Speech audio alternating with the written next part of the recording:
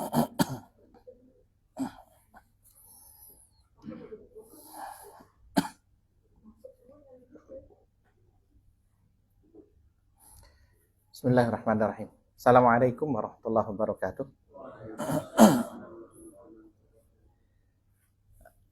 Alhamdulillah rabbil alamin. Alhamdulillahilladzi anzala sakinata fi qulubina wa alafa baina qulubina fasbahna bi ni'mati ikhwana. Asyhadu an la ilaha illallah wahdahu la syarikalah wa asyhadu anna Muhammadan abduhu wa rasuluhu la nabiyya ba'dah. Allahumma shalli ala sayyidina Muhammad wa ala alihi wa sahbihi ajma'in amma ba'du. Ikhwati fillah, kita mestinya memang menjadi orang yang paling bersyukur di hadapan Allah di satu episode kehidupan kita dalam sisa umur kita. Allah berikan satu nikmat di mana kita masih bertemu dengan bulan yang istimewa ini. Bulan di mana doa-doa kita itu didengar dan dikabulkan oleh Allah. Doa di mana hamba-hamba Allah itu paling banyak diampuni oleh Allah dan diselamatkan dari api neraka. Padahal kita bukan orang istimewa sebagaimana Uwais Al-Qarni yang doanya itu dijamin dikabulkan oleh Allah. Dan kita tidak berada di satu tempat yang doa kita juga pasti diijabahi oleh Allah. Mungkin di multazam atau di Raudhah, atau tidak di satu amalan-amalan istimewa sebagaimana umroh atau haji, yang ketika mereka melaksanakan ibadah umroh atau haji itu diampuni oleh Allah, apalagi ketika mereka berkumpul di Arafah. Kita ada di tempat kita masing-masing seperti ini, tetapi mendapatkan keistimewaan dan kemuliaan yang luar biasa itu. Bukan manusia istimewa sebagai Uwais Al-Qarni, tapi ternyata doa-doa kita didengar dan dikabulkan oleh Allah. Tidak berada di tempat multazam atau raudhah, tapi doa-doa kita itu dikabulkan dan didengar oleh Allah. Tidak pada satu amal istimewa sebagaimana umrah atau haji, tapi balasannya itu Allah selamatkan kita dari api neraka dan diampuni oleh Allah. Dan itu tidak terbatas waktu, siang ataupun malamnya, sama istimewanya, subhanallah. Ya mesti kita menjadi orang paling bersyukur atas itu. Kita berharap itulah yang menghantarkan kita dengan satu nikmat sempurna di mana Allah kemudian merahmati kita dengan ampunannya dan kelak mempertemukan kita di taman-taman surganya. Salat dan salam kita aturkan kita Rasulullah Muhammad sallallahu alaihi wasallam serta keluarga, para sahabat dan umatnya hingga yaumil akhir. Biasa sampai jam berapa?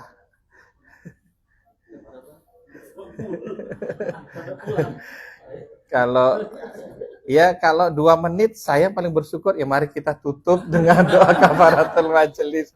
Selesai. Karena serius kajian siang itu, ya Allah subhanallah, jangan antum yang dengar, kita yang bawain aja susah ya.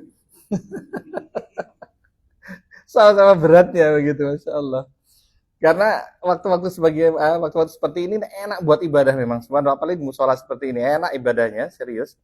Antum nyandar atau berbahan dikit ibadah sudah insya Allah.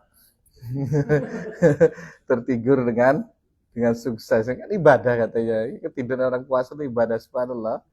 Jadi ya, tapi apapun itu mari sejenak kita tahan bulu mata kita yang enggak ada 1 gram ini tiba-tiba berubah menjadi 1 kilo atau 2 kilo, tahan aja sudah, subhanallah.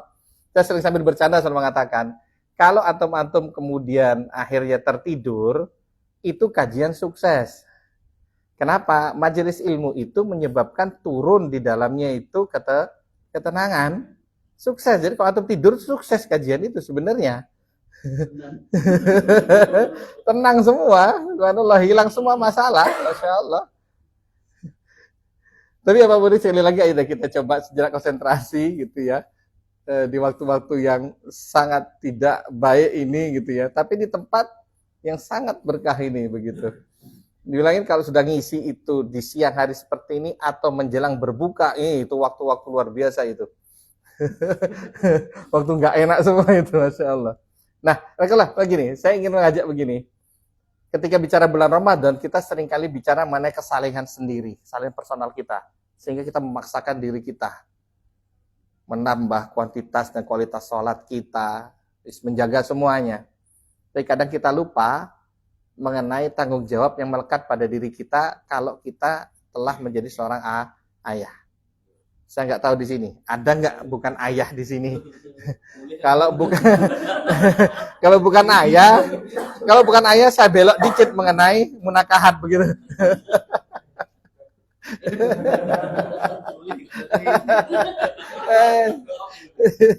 Materi berubah. Anda punya CV bawa sini gitu.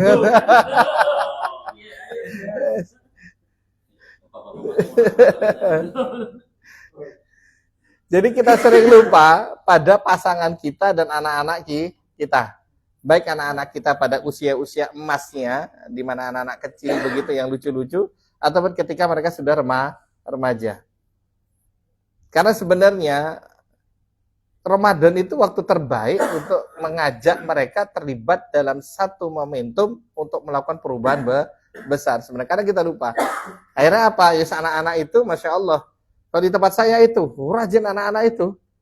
Dan pintar mereka tunggu kita sholat, baru mereka masuk di belakang. Jadilah mereka penguasa itu, barisan belakang itu. Cuman ya itu, ayah-ayahnya ngilang. Yang ada anak-anaknya, Masya Allah begitu. Ada yang ngajak anak begitu kan, ayahnya asik nyari soft di depan, anak-anaknya di belakang. Ya udah penguasa semua itu. Geruduk begitu kan. Giliran kita mau negur, baru salam, hilang mereka.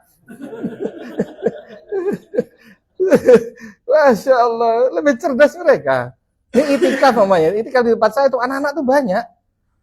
Itu bisa dari mulai selesai taraweh itu sekitar jam 11 itu mereka udah di masjid itu rame sampai kita menjelang sholat. Pas sholat sepi, hilang mereka. Sahur balik lagi itu. Itu adalah jadi begitu. Jadi kita sering melupakan mereka begitu. Maka hari ini saya ingin mengajak sejenak kita, ayo dong coba kita lihat anak-anak itu. Bagi yang belum punya pasangan, ya antum kan calon ayah gitu kan. Minimal teorinya tok dulu gitu, Masya Allah. Jadi kalau ketemu calon istrinya udah bilang, aku sudah belajar jadi ayah, Masya Allah. Ya gaya-gaya dikit lah. Masya Allah, nggak jadi pulang ya. Nah, ya terakhirlah. Persoalan besar kita sebenarnya adalah satu pertanyaan yang mesti kita jawab. Ngapain sih kita mau punya anak? Kan itu sebenarnya. Sampai ada yang, Masya Allah, nikah 2 tahun, 3 tahun, itu susah banget. Kenapa aku belum punya anak? Saya 4 tahun, 5 tahun, sangat diimpi-impikan. Tapi giliran anaknya lahir, gitu kan, lah, dibiarkan seperti itu. Kayak cak lontong gitu kan. Kenapa Anda berhenti di sini nunggu lampu hijau? Giliran lampu hijau, ditinggal katanya. Kira-kira repot. Kadang kita begitu. Jadi yang mesti harus kita selesaikan dulu adalah visi kenapa kita mau punya keturunan. Ya hari ini sebenarnya saya ingin bicara mengenai bagaimana membentuk jiwa dan akal anak. Saya yakin nggak bakal selesai materi ini begitu. Karena memang agak panjang dia. Tapi apapun itu saya hanya berharap menjadi trigger kita untuk berpikir mengenai anak-anak kita, baik di usia-usia lucu mereka, maupun di usia-usia pra remaja dan remaja. Karena pembentukan di situ kalau sudah dewasa agak berat membentuknya. Dia akan terbentuk kalau sudah kejedok sendiri, itu baru terbentuk dia ketika dewasa itu. Jadi pertanyaan itu, ya sebagaimana ini juga yang diungkap oleh Allah mengenai Nabi Zakaria. Ya di dalam surah Maryam itu kan disampaikan sampai beliau berdoa luar biasa. Ya, Allah berfirman dalam surah Maryam dari ayat 4, 5 dan 6. Wabillahi minasyaitonir rajim. Qala rabbi inni wahanal azbu minni wasta'ala ra'su syaiba wa lam akum bidu'aika rabbi syaqiyya. Zakaria itu berdoa, ya Tuhanku, sungguh tulangku telah lemah dan kepalaku telah dipenuhi uban. dan aku belum pernah kecewa dalam berdoa kepadamu ya Tuhanku. Wa inni khiftul mawali mi wara'in wa kanat imraati aqir fahabli min ladunka waliyah. Beliau berdoa, dan sungguh aku khawatir terhadap kerabatku sepeninggalku, padahal istriku seorang yang mandul. Maka anugerahilah aku seorang anak dari sisimu. Kalau kita bedah ayatnya menjadi menarik. Bagaimana beliau berdoa, maka tidak pernah kecewa kepada Allah dalam doanya. Tapi masalah yang dia mau minta ini sesuatu yang mustahil. Kenapa dia mengadu? Istrinya itu mandul.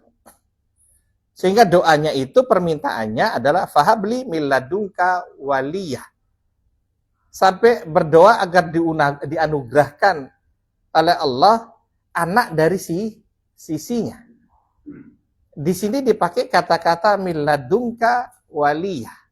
Kalau min ladunka waliyah itu artinya tak ada campur tangan manusia sama sekali. Tapi kalau pakai min indika, dari sisimu, berarti ada wasilah manusia. Pakai kita ke dokter, minta sehat, ya kita pakai min indika ya Allah. Kenapa? Ada usaha kita untuk sehat.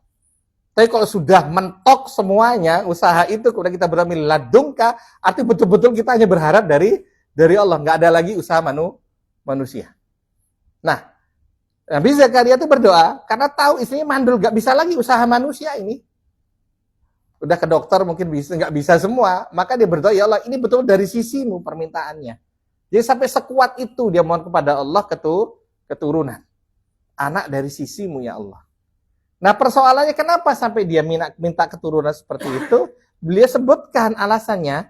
Apa itu? Yarithuni wa yarithu min adi Ya'qub wa ja'alhu rabbi radiyah. Dia berdoa, kenapa minta keturunan? Agar ada yang mewarisi aku dan mewarisi keluarga Ya'qub. Dan agar dia menjadi seorang anak yang diridhoi. Berarti bila Zakaria dan Yakub itu para nabi. Berarti warisannya bukan harta. Warisannya adalah warisan kenabian, warisan risalah. Jadi dia berdoa betul minta keturunan karena khawatir risalah putus. Jadi nggak ada yang mewarisi risalah dia mengenai kenabian dari Yakub, Zakaria, kemudian Yahya akhirnya. Kekhawatiran itu yang menyebabkan dia minta betul kepada Allah agar diberikan anak. Kenapa? Karena anak itu akan dia persiapkan sebagai pewaris para nabi. Dan memang pewaris kenabian. Ya, akhirnya kita tahu. Beliau kemudian dianugerahkan Allah putra yang bernama Yahya. Dan Yahya ini adalah penerus kenabian. Walaupun keduanya akhirnya terbunuh. Jadi watrakallah. Jadi yang pertama kita jawab tuh yang seperti itu. Bagaimana dan kenapa kita mau punya anak itu? Karena ibaratullah ketika kita bicara membentuk anak, itu juga sangat bergantung kita. Ya dalam bicara hari ini kita membentuk akal dan jiwa dan akal anak, yang pertama ingin saya ajak bagaimana kita membentuk lingkungan anak. Kenapa ini penting? Ingat, manusia itu terdiri dari tiga unsur kalau kita lihat ayat-ayat Quran. Yang pertama adalah akal, yang kedua kita bicara hati, yang ketiga bicara tubuh. Akal itu akan membentuk pola pikir dan kreativitasnya, hati itu akan membentuk sikap dan mentalitas dia, sementara tubuh itu untuk dia beramal atau beraktivitas. Selama ini kita seringkali masih berbicara pada jasmani. Ya. MBG juga masih bicara jasmani. Gizinya terpenuhi, tapi kalau akal sama jiwa yang nggak terbentuk, sama aja. Nggak berhasil juga. Karena seringkali kita itu bicara fisik, bahkan terkadang termasuk kita. Lalu yang stres itu pikirannya sama hatinya, yang dia obati tubuhnya. Diputus pacarnya, mabuk dia. Gak nyambung. Oh yang lagi sakit itu hati. Yang cara menyembuhkannya tubuh, gak nyambung. Yang terjadi apa? Ya udah kereta api lewat tuh kayak menemukan bidadari surga. wih badai dari surga datang, selesai, mati. Atau jembatan Pangkung yang ada di Petang itu, Masya Allah, rata-rata nulis surat gara-gara apa? Putus pacar. Ya Allah, ya Rabbi. Kenapa? Karena yang sakit itu hatinya, tapi cara menyelesaikannya lewat tubuh, kadang begitu. Karena sekali lagi, kita memiliki akal, kita memiliki hati, dan memiliki jasad tubuh ini. Dan tiga-tiganya ini memiliki makanannya sendiri-sendiri. Nah, kemudian, dalam proses belajar, wah ini sudah teori neurosan ya, neurologi. Kita punya 3 otak, mulai dari batang otak, pipi hitam, mungkin sudah sering mendengar kita, ada otak limbi, kemudian korteks. Ya, rata-rata di pelatihan sudah ada semua ini. Dalam proses belajar itu harus menyeimbangkan 3 hal ini. Tapi yang sering terjadi itu, dalam proses belajar, yang sering kita sentuh justru adalah batang otak. Itu yang sering terjadi sama anak-anak, termasuk pada remaja kita. Sehingga yang muncul pada diri mereka sifat hewannya, sifat bertahan. Batang otak ini sifat hewan, sifat bertahan. Karena ada bully, karena ada kekerasan, itu muncul semua itu. Nah, dalam proses ini, kita nggak mungkin membentuk apa-apa pada anak, kecuali menjadi orang yang keras, yang dia akan mewarisi cara-cara keras. Yang sering tampak pada kita baik, teman yang jadi sasaran, kadang begitu.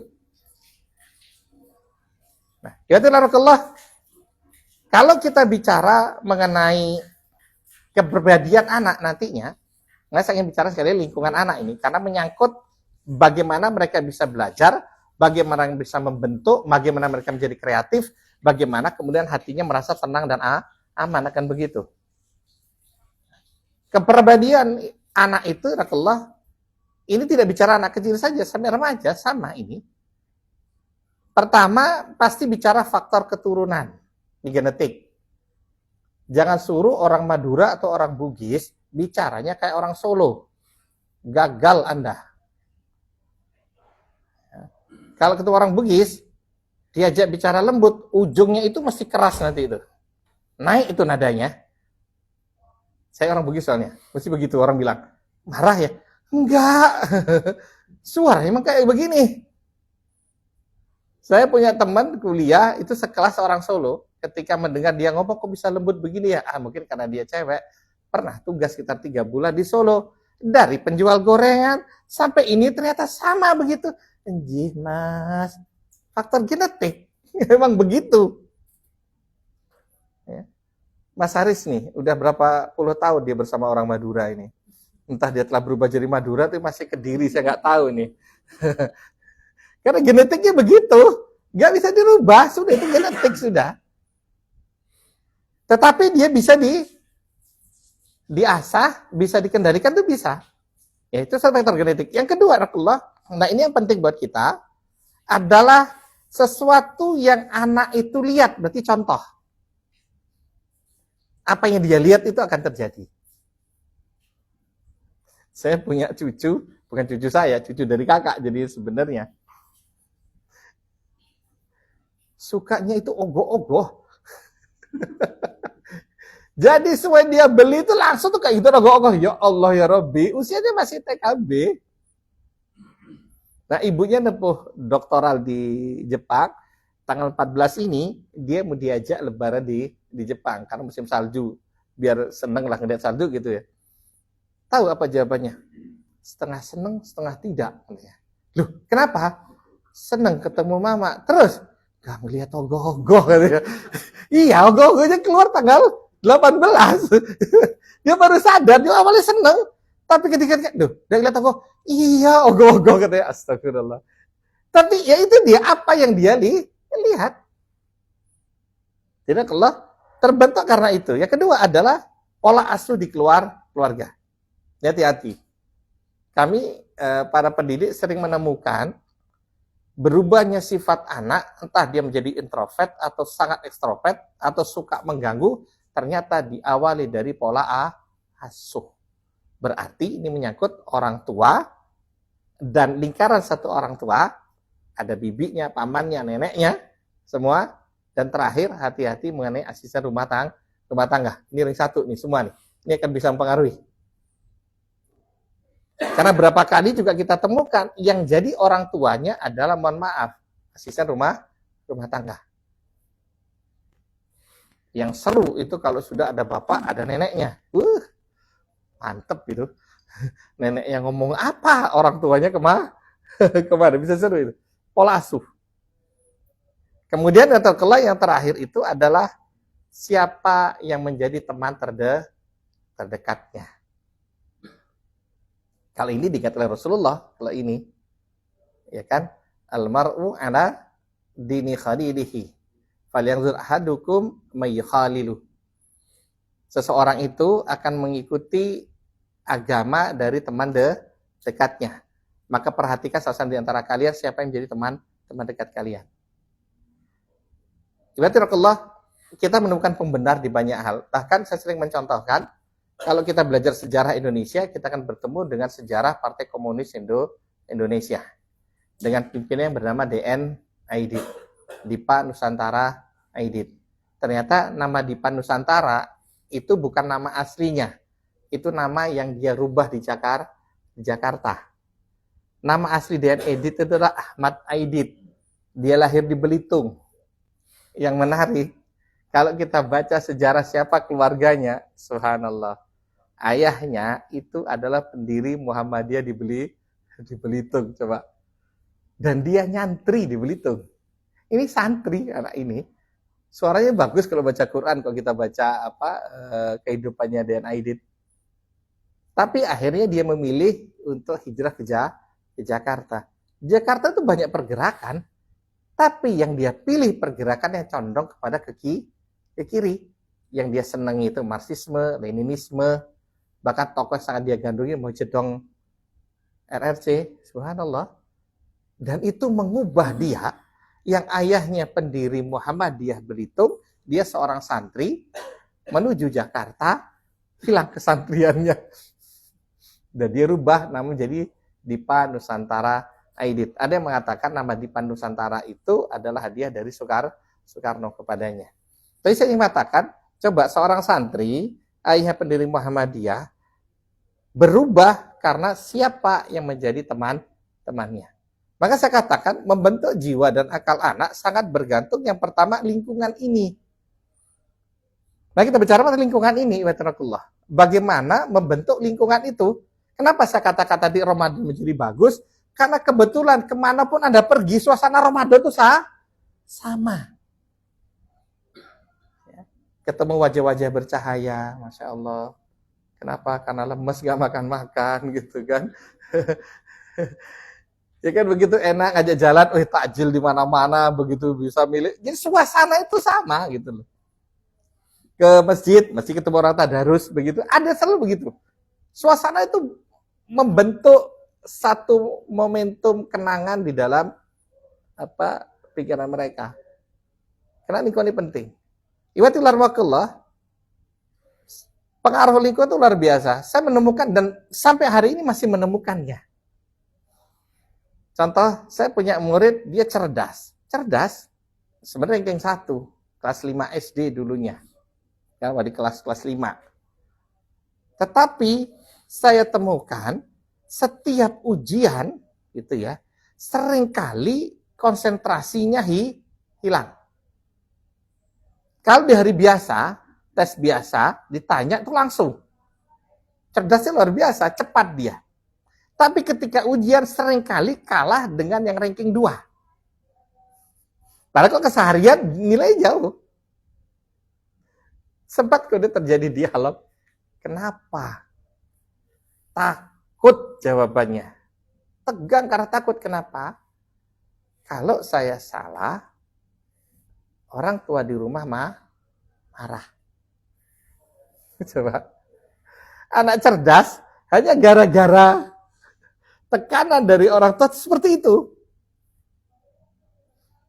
Di SMA bertemu lagi 2 anak yang sebenarnya ada di atas rata-rata. Sama, kenapa kalian ini gitu loh. Kebetulan saya ngajar di komunitas homeschooling, ya enak aja dia kenapa? Karena tuntutan dari orang tua yang dia lihat bukan proses belajar anak, tapi berapa nilai yang engkau bawa pulang. Ya walaupun akhirnya saya kenal baik dengan orang tuanya. Karena pertama yang saya lakukan setelah rapot dibagikan itu dudui orang tuanya. Enak banget. Karena kebetulan usia saya lebih tua dari orang tuanya, langsung duduk sebentar. Langsung begitu. Kaget juga orang tua. Tapi ada berubah. Alhamdulillah, sudah berubah. Jadi selalu begitu. Ternyata mengubah mereka, belajar yang mesti menyenangkan berubah menjadi tekanan. Walaupun kalau dilepas, senang mereka nggak belajar. Jadi seni itu di situ. Masa katakan tadi, ya Allah, kalau bicara mengenai anak, apa visi kita mau punya anak itu, gitu loh. Kenapa? Capek. Kami menemukannya lagi. Ya, anak kembar, kelas 1, kelas 2, setiap masuk bertengkar. Yang bertengkar siapa? Anak kembar ini. Insya Allah. Dialogkan dengan orang tuanya, katanya mereka itu kembar rivalitas. Emang iya. Kalau nangis Pak, itu dari pagi, karena kebetulan ruangan guru persis di depan ruang kelas 1, kelas 2, begitu. Itu kalau nggak kita hentikan dari pagi sampai selesai itu nangis, itu teriak-teriak, Masya Allah. Ternyata apa? Ya itu dia. Orang tua seakan-akan nggak sanggup ngomong anak ini. Ketemu guru senior, gitu ya, rivalitasnya berkurang, nangisnya hilang. Kita temukan bahasa kita, yalah, lo gimana kalau bapak ibunya ketemu asik berdua, Masya Allah, lupa punya anak. Itu yang terjadi. Bahkan ada yang anak yang datangnya itu pagar belum dibuka, dia udah datang. Dijemput paling terakhir. Tahu kenapa? Dititipin sama gurunya. Ini fakta-fakta yang ada. Jadi Allah, coba bayangkan. Lah, Anda nggak sanggup pada suruh orang lain. Yang paling lucu seru lagi Allah, saya ngajar para remaja. Ngelihat mereka, ya Allah, padahal ngajinya tuh bagus, lulus, tajwidnya, fasohahnya, sampai ke gorib, kita tes bagus, subhanallah. Giliran sholat, haid. Besok dia, enggak sholat, haid. Lu lebih dari seminggu, haid, toh, gitu kan. Akhirnya apa? Kita diskusi, saya sama istri. Coba sekali-sekali kita bilang gitu, kita angkat ayat-ayat yang bicara mengenai kematian, bicara mengenai neraka. Ayo deh, gitu kan. Dah, nyampaikan itu, gitu kan. Lah, kita nyampaikan sudah Masya Allah, mengerikan begitu. Mereka ketawa-ketawa. Coba bayangin. Tapi pulang, rugi gue, gitu, Masya Allah. Coba, kita udah serius nih ngangkat ayatnya. Ya Allah, ayat begini, begitu. Mereka senyum aja.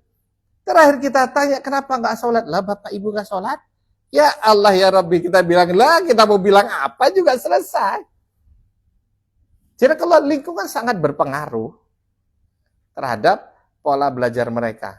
Maka yang pertama, kalau kita ingin bicara mengenai lingkungan itu, iwatarakallah, agar selamat anak-anak kita harus membangun benteng. Benteng itu ada di rumah. Ya, ketika Rasulullah menyampaikan bahwa baiti jannati, itu maknanya dalam. Rumahku surga itu dalam, baik sebagai pasangan ataupun sebuah komunitas keluarga. Rasulullah seberat-berat dakwahnya pulang ke rumah selesai ketika bertemu dengan Khadijah. Ada ibu-ibu nggak di situ? Nggak tahu ya. Ada bapak-bapak justru nggak ada masalah di luar, pulang ke rumah suntuk. Akhirnya apa? Pengen keluar aja kerjanya. Mancing. Masa sering katakan kepada ibu-ibu, kalau belajar dari Rasulullah Sallallahu Alaihi Wasallam, begitu kan, laki-laki itu paling susah kalau berhadapan dengan istri. Kenapa? Sangat berpengaruh terhadap kehidupannya. Rasulullah ditinggal oleh Khadijah, ya Allah, itu sampai diperjalankan oleh Allah, bertemu dengannya, masuk ke Sidratul Muntaha.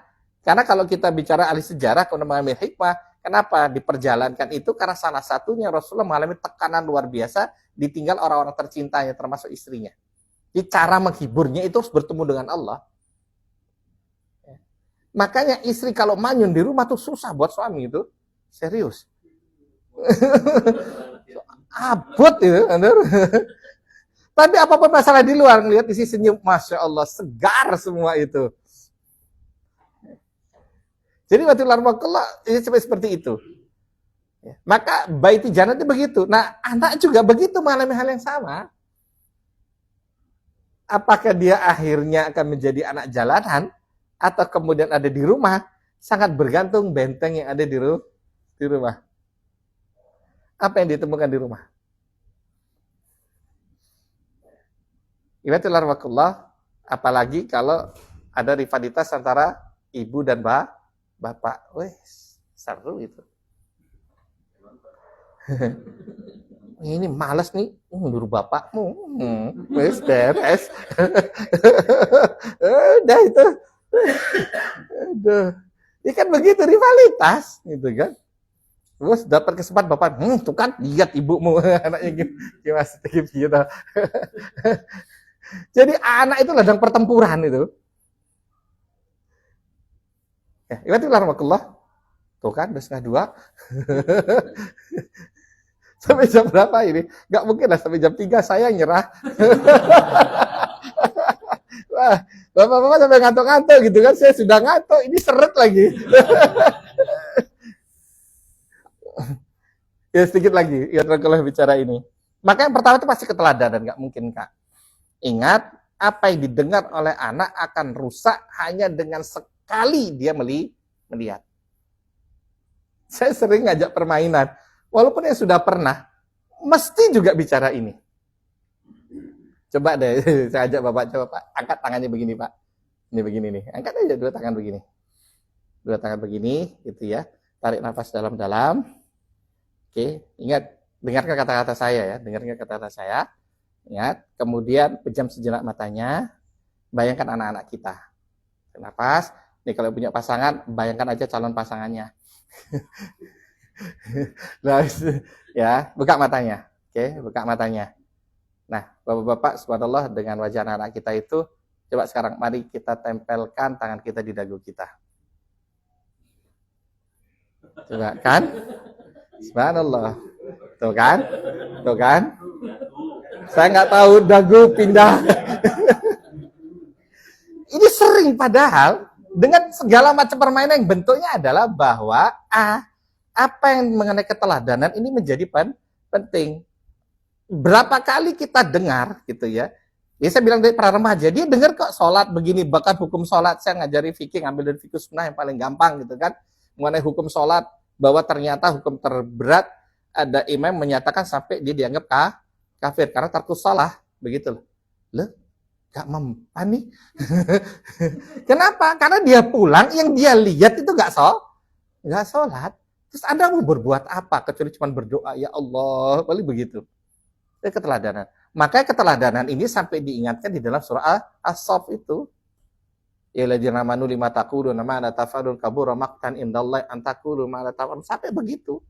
Kemurkaan besar di sisi Allah, orang yang hanya bisa ngomong tapi gagal dalam contoh sampai begitu. Maka benteng yang pertama itu keteladanan. Ayo nak, wajib jadi penghafal Quran. Subhanallah, pulang ibunya nonton drakor. Wes, selesai semua.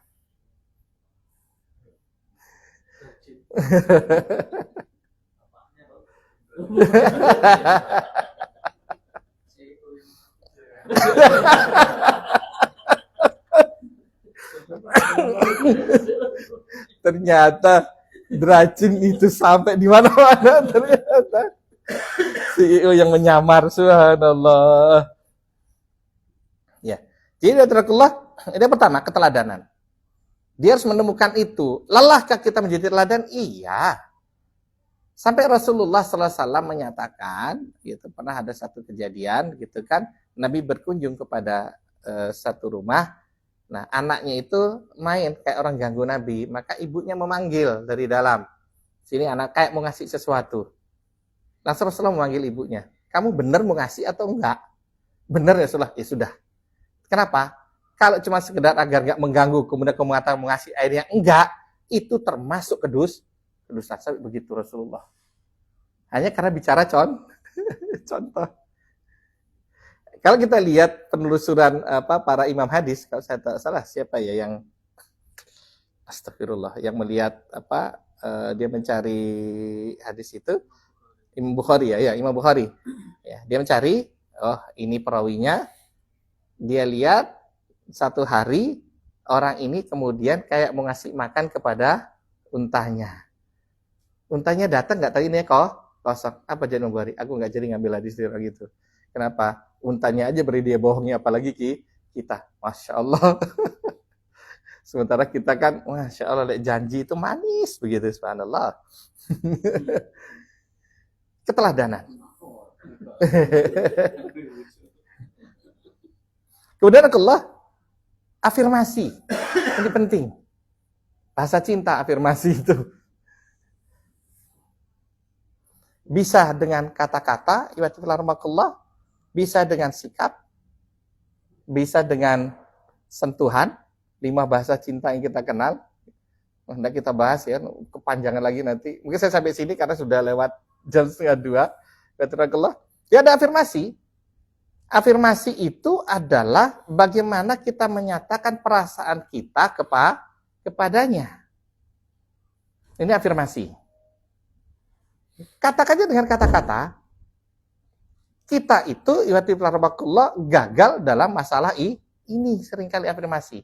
Kenapa? Apalagi bapak-bapak, serius. Saya pernah menyampaikan di sini juga, seru juga. Di dalam Al-Quran itu kan ada dialog antara orang tua dengan anak. Dialog antara anak dengan ibunya, kalau saya tidak salah cuma di 2 tempat. Dengan kedua orang tuanya 2 tempat, dengan ibunya 4 tempat, kemudian dengan ayahnya 8 atau 9 tempat. Artinya apa? Ternyata yang sering dialog dengan anak adalah ayah. Karena yang menyangkut banyak hal memang ayah itu. Saya tanya, ada yang sering dialog sama anaknya? Akhirnya ada yang nanya, caranya gimana? Lah, anaknya siapa? Nanya ke siapa? Caranya dialog dengan anak, coba. Masya Allah. Karena Nabi pernah ngelihat sahabat kaget, lihat Nabi ketika ngelus. Ini ya Rasulullah, engkau mangku ini terus dielus. Loh, kamu enggak, kata Nabi. Itu terjadi. Dan yang sering terjadi, mohon maaf, bahasa di kantor dipakai di rumah. Sehingga kayak komandan sama bawahan. Isinya itu, Masya Allah, bahasanya itu sangat formal. Siap dan bahkan kami pernah menemukan ada suami istri yang dia ngomong sama istrinya sayang aja nggak bisa. Sayang, Masya Allah, engkau bidadariku. Subhanallah.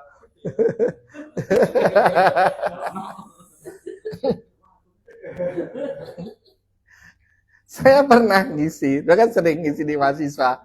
Istri saya ajak gitu kan. Istri saya wajahnya wajah agak baby face, memang nggak kelihatan kalau dia udah ibu-ibu begitu gitu kan. Karena di depan si saya itu, saya itu cantik sekali. Coba balikkan badannya. Dia balik badannya.